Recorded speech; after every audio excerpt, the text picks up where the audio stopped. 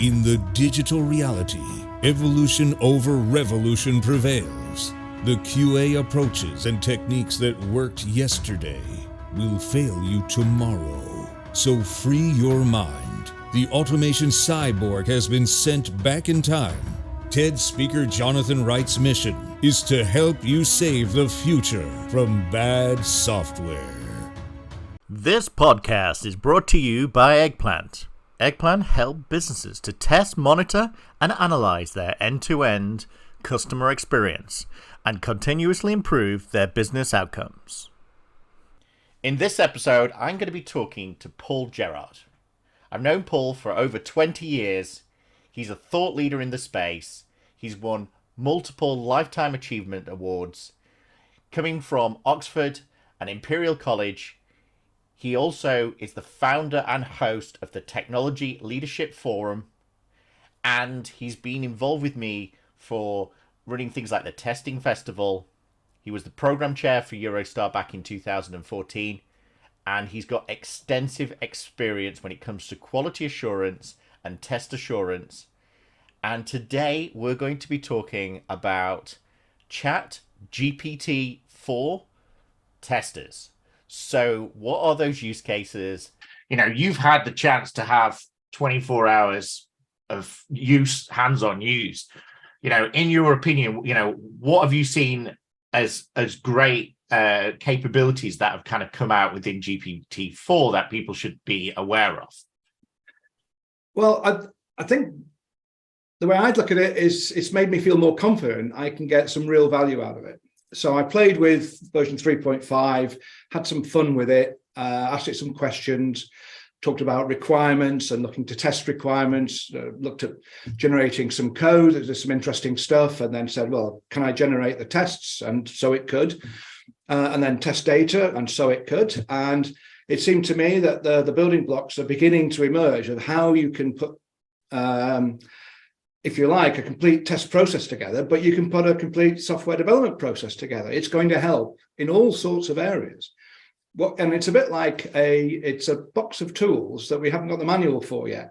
We've got to figure it out as we go along and learn. So there's obviously multiple formulas to be used to do intelligent tasks and to shift intelligence, tasks that require intelligence onto the tool. Now, what I did yesterday is I managed to get access to version 4, ChatGPT 4, and I'm just looking at generating content for a website. And it's remarkable in that what I'm beginning to believe is that what we do as users of these products is we are, if you like, specifiers. And so we have to prepare the tool with some background information. We need to suggest that these are what I'm trying to achieve in the next 5-10 minutes. These are the things that I want you to talk about. These are the questions I want you to answer, and just give it all this information. Now, a lot of this can be driven by the need to get yourself up the search rankings in Google, because it's a web page, of course. And so you can use Google AdWords to tell you what keywords are really critical and then add those to the list of things that this article should mention. And if you like, what we're doing when we're using tools like this, and I'm just talking about generating web content, what we're actually doing is specifying what the tool should do for us. And in the same way, it's a bit like specifying code and writing code. I don't know what the exact relationship is, but I feel that what I'm trying to do is I'm defining some preconditions, some input data that exists, some rules that you've got to follow, some features that you've got to deliver and implement, the messages you want to get out, and so on and so forth. And then you let the tool do its thing. And so I think you have to think much more like a specifier than a copywriter. And so if you like, the way you draft a packet of work for a copywriter, you're doing exactly the same thing, but for ChatGPT. I think there's some variation in how you do that, and there's some mechanisms you can use to make it really quite slick. For example, the keywords, if you if the keywords are relevant to you and the content on your website, one of the things you can do is say, mention these keywords, and then when you get the copy, to replace all those keywords with the keyword with a link on it. So it will point to one of your web pages and so on and so forth. And so it seems to me that the whole notion of creating copy can be automated to a degree, or specifying it is manual, okay, or intellectual, let's say. The generation of it is can be automated, but that's kind of 90%. That's all the sweat, perspiration, not inspiration stuff. And then with a little bit of automation, you can take that content and scan it for all the links that you want to have, which will point to stuff that you really want to introduce to your audience. And so just thinking about producing copy for a web page, I think what will emerge over the next few months is publicly shared processes for generating excellent web content. Because what I've read so far, it's really good. Being a Brit, like you, we are slightly less arrogant, or we are more modest, or whatever, in how we talk about the stuff we're interested in and passionate about. Whereas the Americans obviously have a knack of being a bit more, I won't say pushy, but you know what I mean. I did say pushy, yeah. But so it's like really kind of, it takes a burden off you in that you don't have to sort of agonize over what to say in text. And a lot of writing is struggling over a single sentence to craft a message that is going to have meaning. And of course, ChatGPT isn't perfect. You have to read what it produces, and you're going to tinker and edit it, I'm sure, from here or there. But just for producing copy, I'll never go back to doing this manually. That's it. I'm done with that. Now, would I write an article in the same way? Not so sure, because one of the things that you're living off, with ChatGPT is it's only using stuff it's already found on the internet to generate stuff anew. Now, that's great if you are defining a business that's been done a million times before with products that it's known about, and it's got millions of references and so on. That's fine. But if you're trying to introduce a new idea to the industry, and between us, we work hard to try and be original in this respect, you've still got that problem, so you still have to. So I'd be reluctant to take a commission to write 3,000-word article and say, well, give me a few keywords, I'll press a button and I'll have it to you within the hour. I don't think that's viable, but I've no doubt people are going to be doing that. Yeah. And I think there are checkers which can spot AI as being here, if you know what I mean. But again, something I saw in passing was ChatGPT is very close to fooling those checks or passing those checks. So historically, we've had link checkers on HTML pages, but now we've got kind of crafted by AI checks, which I think there's going to be a war between them of like, how clever can ChatGPT get? How clever can the checkers get? And so on and so forth. But I'm really excited about it. And there's lots more to do with it. I've just talked about web page generation, but I'm having ideas all over the dartboard, for stuff that we could do with it. And, we can explore some of those as well, I think, too. I know, and I love it. And I love that you've kind of targeted the kind of the digital grind, the tasks that you do, which, like you said, sometimes are just the procrastinating of around a sentence or something like that. And maybe those items can disappear. I remember back in 2012 when I did a keynote at Star West, I talked about banning all email, and that email took 12 years per day just in the US alone was spent reading emails. Obviously, that's going to dramatically increase.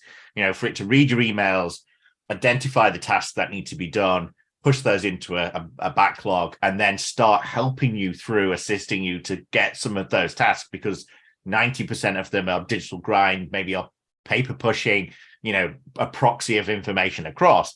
But I think you've hit the nail on the head in the sense of, well, original content is slightly different. Now, if you're wanting to feed into it, say, for instance, this conversation we're having right now, we want to transcribe it and then pass that over and say, I'm going to give you a piece of text. I would like you to summarize, well, what are the main talking points? What are the use cases for generative AI for testers, right? And you talked about, leading it into that kind of area. And I think a new model for testing, when you put that together, one of those was sources of knowledge. Now, the internet is a source of knowledge.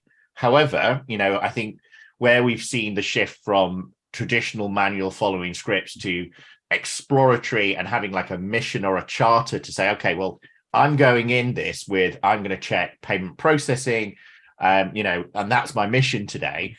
In a way, you've got missions every day.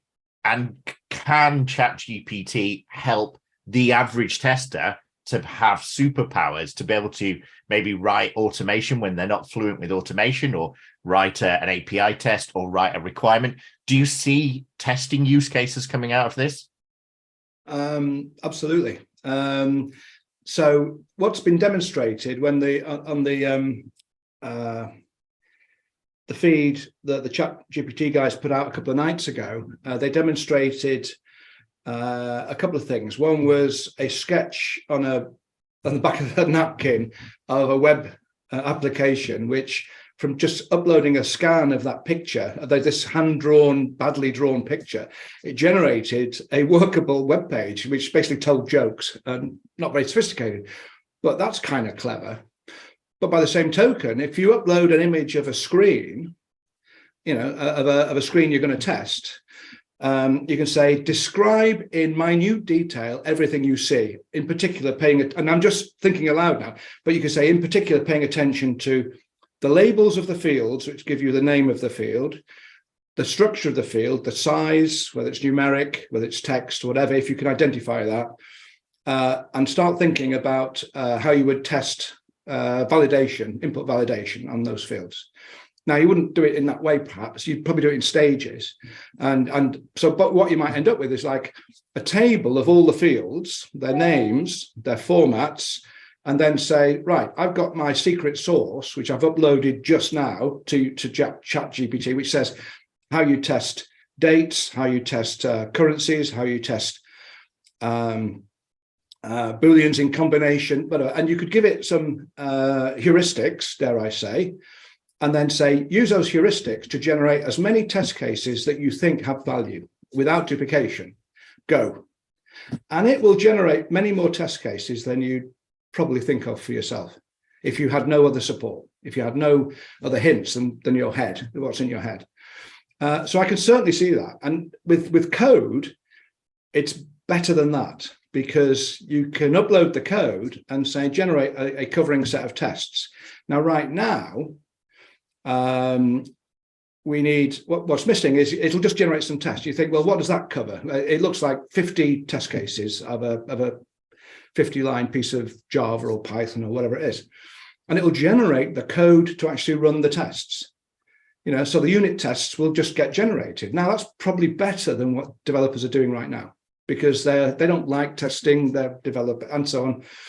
But if you also give it some additional information, like we measure coverage by looking at the pathways through code that exercise the outcomes of decisions. Now, you probably have to formulate that definition in a more user-friendly or ChatGPT-friendly way. But if you could define a coverage measure and then say, generate tests that achieve 100% branch coverage in this code. Go. And that is almost certainly better than the level of testing that any developer today would try and achieve, unless they were in the high integrity arena with tools that measured coverage and all that kind of game. And that's really important.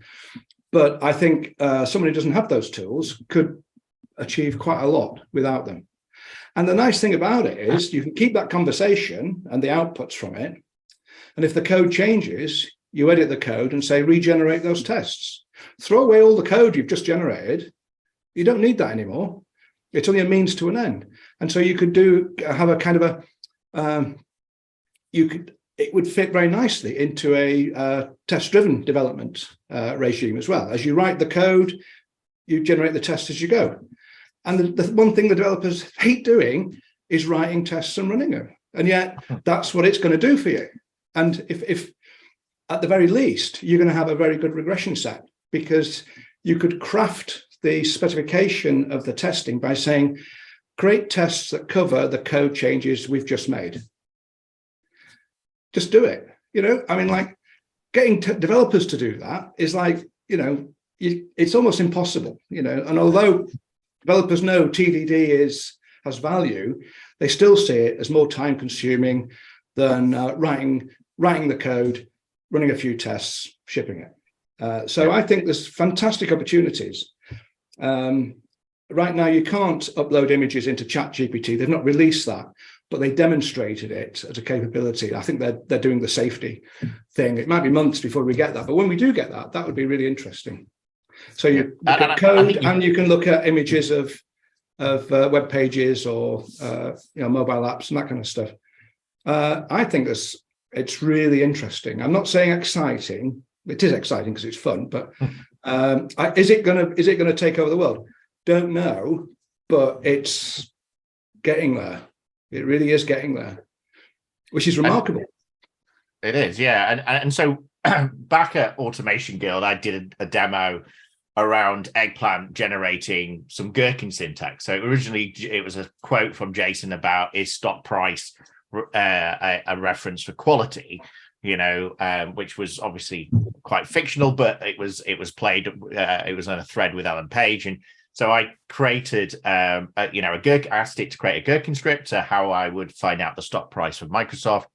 I then created that gherkin script into a model, so a model-based testing approach. So I created a model, and then out of that model, I then asked it to go off and generate not only the code to write the actual application, which would go off and find the stock prices over the last 12 months for Microsoft, and visualize it on an app. So it built the actual app itself, but it then also created all the Selenium scripts for each one of the pages, ran those and validated them with similar kind of things, and tested under the hood at the API level. And actually that was ChatGPT 3.5, but actually you've hit a bit of a nail on the head, that actually from a requirements engineering perspective and a test impact analysis, if I'd have said, actually, I only want to know, I want to be sent an alert whenever the stock price drops by X%, I would refine the requirements. I'd make changes to requirements. Of course, that would have a test impact on what the tests are. It would also have to regenerate the code from a whole SDLC, from an organic kind of, the bit of code test, this impossible kind of triangle that we've had before. And requirements, how do we manage that in a really good way? Actually, you're starting to see how these large language models could actually apply. Now, where I think it's really interesting, I think you just hit it on the head with the TDD. If you, remember kind of where Dan North went with the behavior-driven development, then the next step, acceptance test-driven development, and people like, Elizabeth Hendrickson, they'd have at the top, this field must not be, it can't be a negative value, or it should not be, transfers over €1,000 or something. Part of it is there's some rules that would be put in there, which are more context specific. And I think this is where actually I think ChatGPT comes into its own, because if you're not familiar with derivatives or FX, and you're going through and testing an application which is doing some money transfer, and you're expecting it to go into a certain currency in another account, how do you test that without understanding all the flows around FX? Actually, now you can say to it, I'm testing a financial exchange. I'm going to do a transfer of €100 into $100, which is pretty much the same money now. But, in actual fact, how would I test it? What do I need to think about? What are the edge cases of, okay, if, the FX changes tomorrow, of course, the numbers are going to be different. I'm going to have to validate different numbers. So I always need to be going off to an oracle to find some information. So I'm going to call it meta modeling for a second, because it's metadata supported into the modeling process, fed in from something like ChatGPT. But do you see it being addressing the context aware camp of, well, you need to understand the domain as well as the actual testing discipline, because you've got all this additional knowledge. You can do banking, investment banking, you can do legal, you can do medical. It's past the bar. It's a medical outperforms a medical doctor after 5 years. It's past ISTQB. Does that mean it's a better tester? But is it better than a lawyer? Right. So Do you see combining both of those as a potential next step? I think you can do that now. Yeah. If you like, again, I'll just use the example of writing copy. If you like, what the first step is to define the context. So here is the text introducing this organization on its home page. Here is the mission statement of this organization's. Write me an article that encourages people to volunteer to be part of it, and so on and so forth, and drive like that. But what is the purpose of putting the homepage text and the mission statement up there up front? That's defining the context. So in the same ways, when you have a piece of code, you could say, here's 50 lines of code, and I'm going to test. Fantastic. Here's some context to the application. It's foreign exchange, it's this and that and the other. And there's probably some standard text you could lift from a document already in the organization if it's well specified, let's say. And you can add all that as context. And now test in the context of a user using this application to transfer $1 billion from A to B. It's incredibly, so make damn sure this works. I mean, you're basically encouraging it to think very seriously about a very deep and thorough level of testing. Now, I don't know, I mean, let's say it thinks. It doesn't think, it's not a human, but if it has the data to think deeply about questions of risk and potential and probability and of failure and the consequences of failure to drive tests, world's your oyster. That's much better than any human can do right now, because the context might be super complex, and not many people understand everything they need to know about testing the software they've got in front of them. They might say, well, I'm a systems tester, I can test anything, sure, but are they a business domain expert? Probably not. Have they experience of failures in the past of this application? Not to the degree that you could upload a list of all the bugs that have ever occurred in this application and say, pick the bones out of that. Now, right now, you can't do that. You can't just throw, massive quantities of data at ChatGPT, but that day will come, And so it seems to me it's only going in one direction. I'm not thinking very deeply about it yet, but I can't think of anything superficially that it couldn't do that would support a human tester. I think there's value right across the piece in defining requirements, in writing code, in creating tests, in refining tests, in encouraging it to think about coverage in certain ways. And if you have a formal specification, you can just give it the formal specification and just let it pick the bones out of that. So if you define everything in terms of X machines or state transition table, state table, and just say, give me a covering set of tests for this state table, it'll just do it. I think it knows enough to do that. I haven't tried that, but my expectation is it will be able to do that.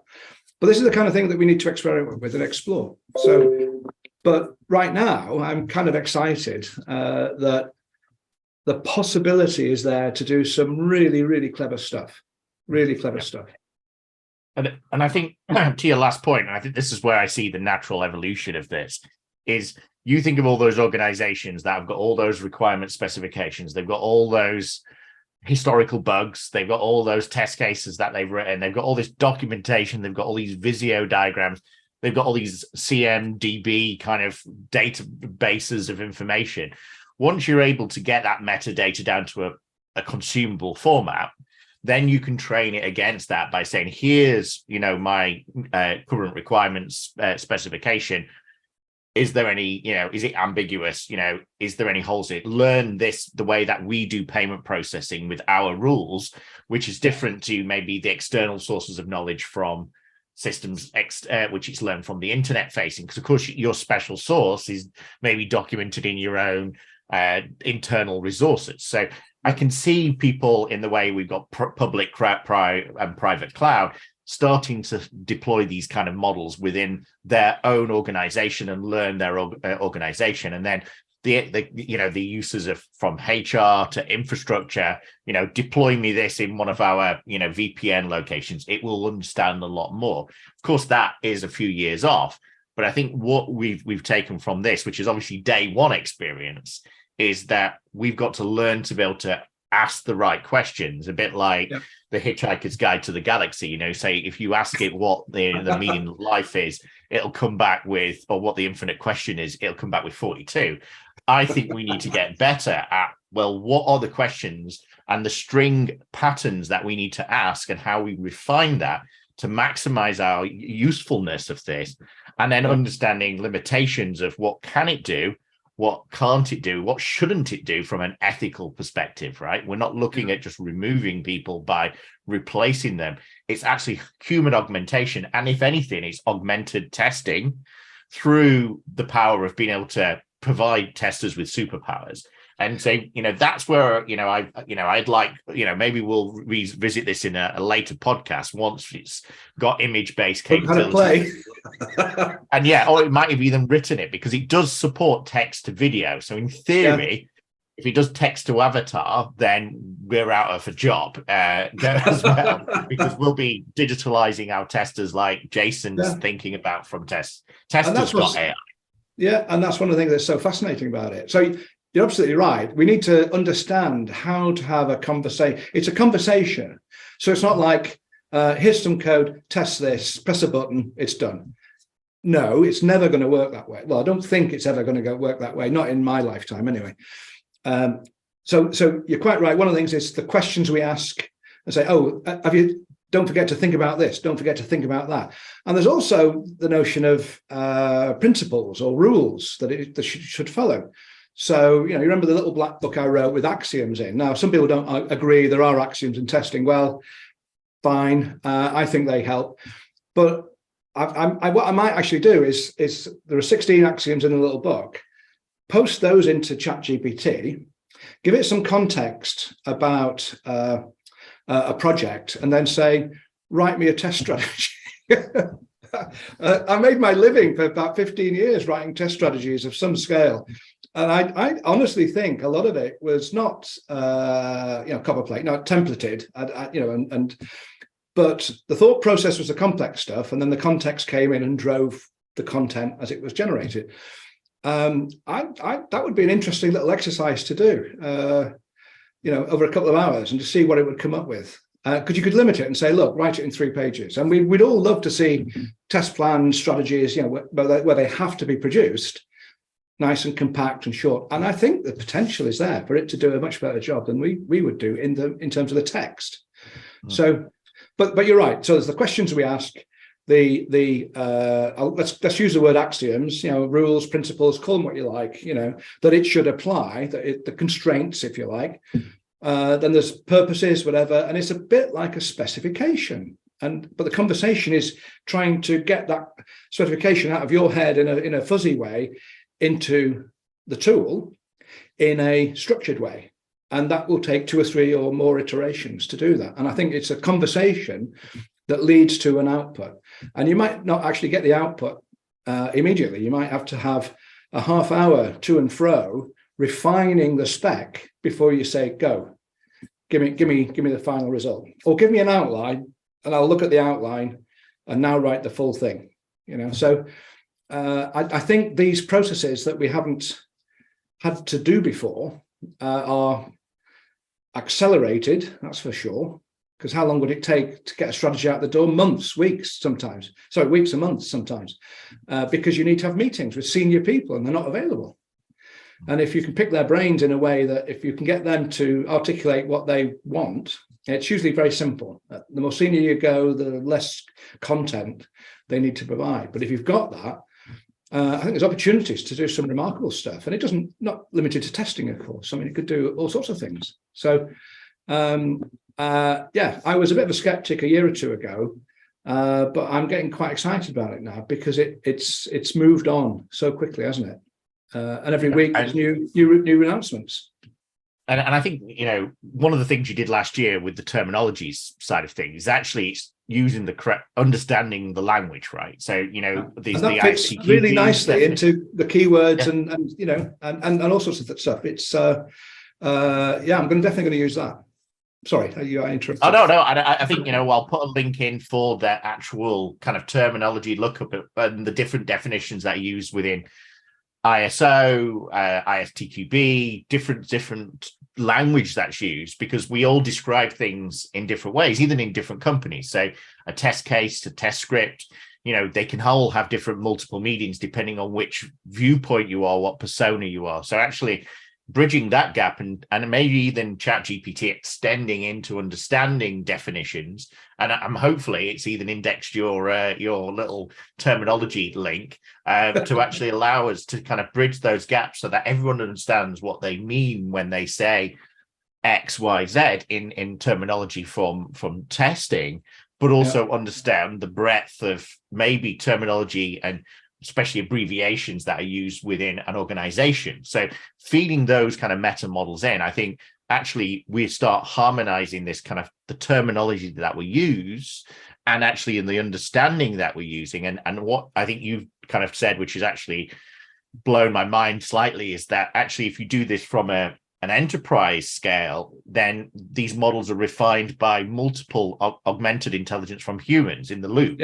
So a stakeholder is conversing with ChatGPT to say, well, actually, we're now very good. We're going to have to increase the risk level on this before it goes to market because actually the insurance now won't cover us. So they make a decision at a high level. That means many things for many other teams.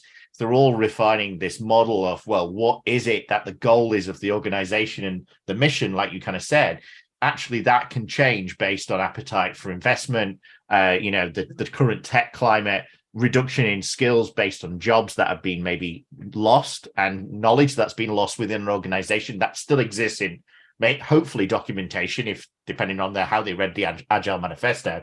But, part of it is that now can be fed back in to actually allow this brain of your organization to actually continuously learn about how things change within your organization, how it needs to be tested and provide a level of assurance.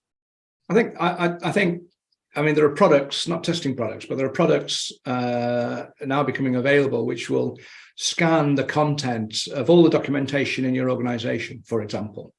And most companies still have an awful lot on paper, but a lot of it is digital, of course.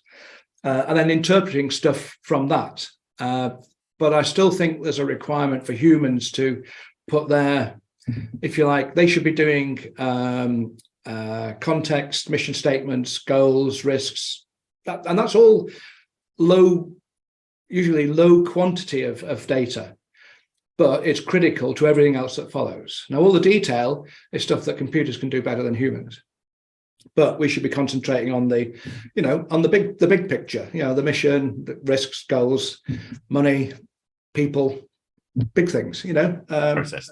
So I can't see a limit to where this is going, which makes me sound like a real evangelist. And I don't mean to be like that. I just think the last few weeks have opened my eyes to what is potentially possible. And a lot of it we can't do yet, but we're going to get there. We're definitely 5 years' time, we won't be having this conversation. It'll all be, well, we're doing this all the time now.